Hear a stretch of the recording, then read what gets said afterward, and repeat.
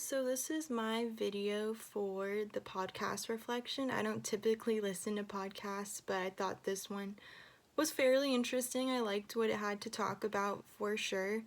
And one of the main takeaways that I understood was kind of the different parts of your brain and how back then our main focus was just surviving. We were always on survival mode, and the part of your brain that kind of works this out is the amygdala, and its main function is to scan the environment, and it's mainly focused on looking out for danger.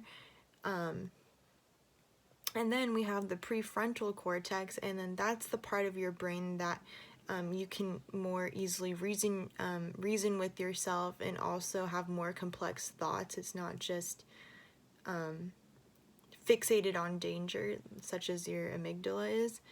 And then how this applies back to today with COVID, there's still the part of our brain, the amygdala, that acts like back then when we were in survival mode, but now instead, for example, if you're like scrolling through social media or watching the news or watching some live stream update about coronavirus, that's telling alerting your amygdala that you're going to be in high danger, and this can lead to stress and anxiety because of it.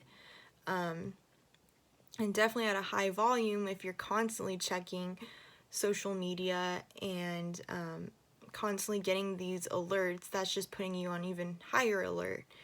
And this can lead to emotions such as stress and anxiety, and then you're just, this can be an ongoing thing for all the months that this thing has been going on for, and that's not good.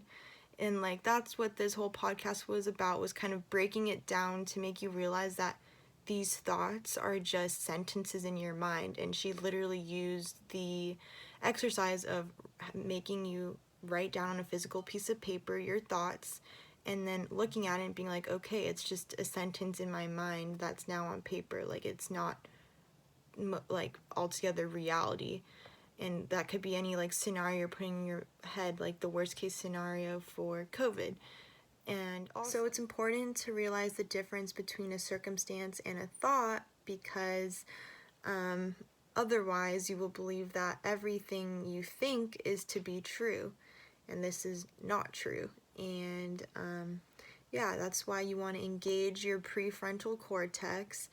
That way, rather than adding to your anxiety, you are reasoning with yourself that this might not be true, and that this is just what someone else is saying on social media, and that it's just a thought, it's not a circumstance.